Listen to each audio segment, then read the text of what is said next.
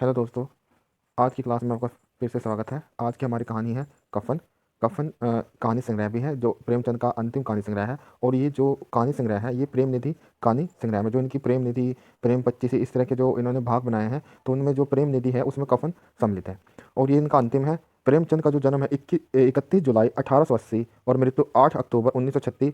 और इनका जन्म लहमी, वाराणसी, उत्तर प्रदेश में हुआ। शरतचंद्र ने इन्हें उपन्यास का सम्राट कहा। क्वेश्चन आया कि प्रेमचंद को उपन्यास का सम्राट किसने नाम दिया? शरतचंद्र चट्टोपाध्याय ने। ठीक है। इनकी माता का नाम आनंदी देवी था, पिता अजायब राय। ठीक है। उसके बाद रामविलास शर्मा ने इनके बारे में क्या कहा है? जब ये 7 साल के तभी इनकी माता का देहांत हो गया था। जब 15 साल के हुए तो इनकी शादी कर दी गई। 16 साल होने पर इनके पिता का देहांत हो गया। मर्यादा मातृ के संपादक रहे।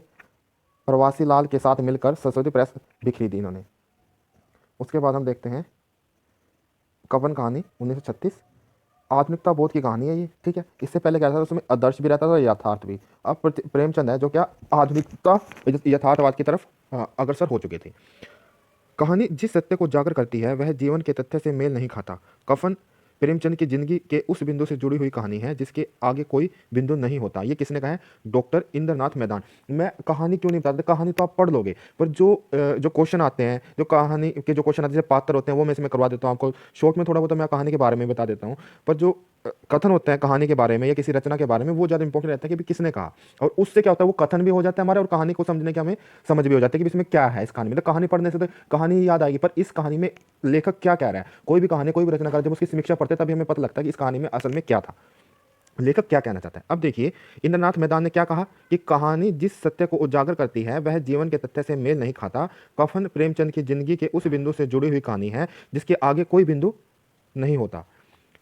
यह जीवन उसके बाद बच्चन सिंह क्या कहते हैं? यह उनके जीवन का ही कफन नहीं सिद्ध हुई, बल्कि उनके संचित आदर्शों, मूल्यों, आस्थाओं, विश्वासों का भी कफन सिद्ध हुई। ये इसलिए भी कहा इन्होंने क्योंकि देखो, कफन के बाद इनकी मृत्यु हो जाती है। कफन कहानी के बाद जो इनका उपन्यास गोदान, वो भी 1936 में अंतिम था, और कफन कहानी संग्रह भी इनका अंतिम था।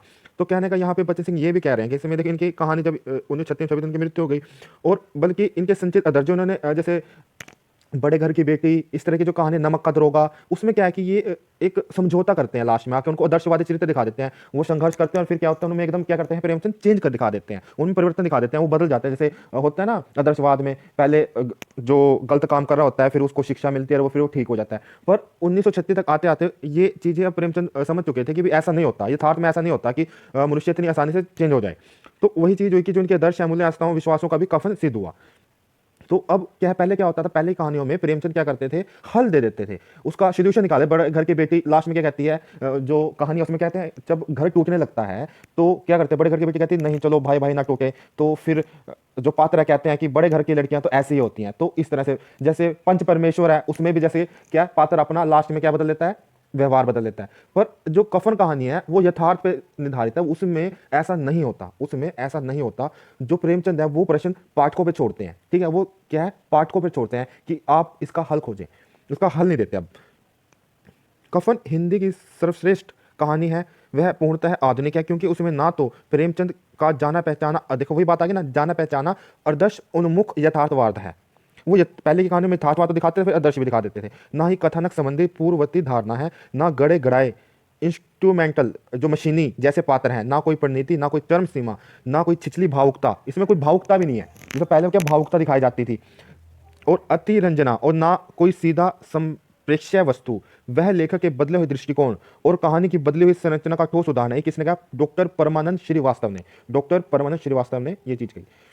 अब हम देखते हैं जो कफन कहानी है उसके पात्र को ना, घीसू, जो घीसू एक मुख्य पात्र है, वो पिता की भूमिका निभा रहा है। 60 साल का, ये देखना। और इसके क्या 9 संतानें हुई थी और एक बची थी जो था माधव। ठीक है, माधव पुत्र था। माधव की जो बीवी थी वो बुधिया थी, पत्नी। ठीक है। और इसमें एक पंक्ति है, तो उसमें क्या वे मोटे मोटे, ये जो मोटे मोटे है इसमें वक्रोक्ति अलंकार आता है। उसके बाद ये जो कहानी है उसमें ये होता है कि जैसे घीसू की जो माधव है उसकी पत्नी प्रसव पेड़ जो पीड़ा है उससे मर जाती है। फिर कफन के लिए वो चंदा इकट्ठा करते हैं, तो जिम्मेदार ने 2 रुपए फेंके, तो ये रखने जिम्मेदार ने कितने रुपए, 2 रुपए। और फिर इस तरह देखा देखी लाला और जितने और लोग उनको दे देते हैं, तो कुल उनके पास 5 रुपए हो जाते हैं। जिम्मेदार ने 2 रुपए दिए थे, कुल उनके पास 5 रुपए हो जाते हैं। तो घीसू के कुछ कथन है, मैं इसमें लिख रहा हूँ। जैसे घीसू जो पिता था 60 साल की उम्र का, ले जा खूब खा और आशीर्वाद दे, ये क्या है, भिखारी जब मांग रहा होता है, जब अब तक तो खुद मांग के खाया करते थे, पर वो 5 रुपये होते हैं, जब बाजार जाते हैं देखते हैं कफन इतना महंगा है तो वो खाने पीने में लग जाता है, क्योंकि उन्हें भरपेट खाने को मिलता है। ले जा खूब खा, आशीर्वाद दे। ये भिखारी को घीसू पैसे देता है, जो खुद भीख मांग के लेके आता है और उस दानता दिखाता है। दोनों दोनों जो घीसू और माधव दारू पी के जो नशा करके गाना गाते हैं, ठगनी क्यों नैना झमकावे ठगनी, ये दोनों ने गाया है। घीसू जो घीसू है वो कहता है अपने उस माधव से, कहता है जैसे किसी को सताया नहीं, जो बुद्धिया जो उसकी पत्नी है बुद्धिया माधव की, वो मर जाती है और कफन के जो पैसे हैं उसको ये खाने पीने में उड़ा देते हैं। तो माधव को बुरा लग रहा होता है, तो माधव को समझाता है कि जो किसी को, जो उसकी बुद्धिया है, किसी को सताया नहीं, किसी को दबाया नहीं, मरते मरते हमारी जो इच्छा थी इनकी खाने की पीने की वो पूरी कर गई, तो इसको स्वर्ग ही प्राप्त होगा। और क्या उन लोगों को, जमींदार लाला जो कि गरीब लोगों का शोषण करते हैं। तो ये कौन घीसू समझाता है माधव को, माधव को बुद्धिया के मरने पर समझाता है। उसके बाद कफन अपने गहन अर्थों में बुद्धिया के कफन की कहानी नहीं, मानवता और मृत नैतिकता बोझ की कफन की कहानी है। किसने? राजेंद्र यादव ने। ये देख लीजिए, इसमें कफन अपने गहन अर्थों में बुद्धिया के कफन की कहानी नहीं, मानवता और मृत नैतिक बोझ के कफन की कहानी है, राजेंद्र यादव ने कहा है। इसमें जो है प्रेमचंद इस कहानी में मेन ये दिखाना चाह रहे थे कि जैसे देखो जो मजदूर हैं, किसान हैं, वो लोग क्या कर रहे हैं, वो लोग दिन रात मेहनत करते हैं, उनको भी मुश्किल से क्या होता था उस वक्त, एक टाइम का खाना मिलता था।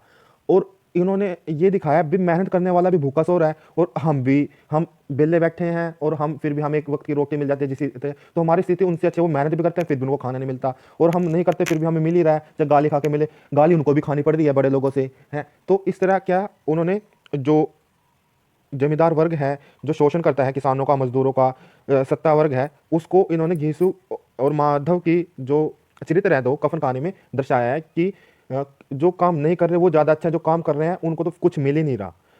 जैसे जमींदार लोग कहाँ काम कर रहे हैं, वो किसानों से करवाते हैं फिर भी भरपेट खाते हैं, सब कुछ ऐश आराम है, और वो लोग दिन रात मेहनत करते हैं, उनको एक वक्त की रोटी मिलती है, और घुड़कियाँ अलग से मिलती है, मार अलग से मिलती है, गाली अलग से मिलती है। तो इस कहानी में ये कहा था, ये आपके आरपीएससी असिस्टेंट प्रोफेसर में है और साथ ही नेट में भी है। हाँ, अब मिलते हैं हम अगले रचना में। धन्यवाद।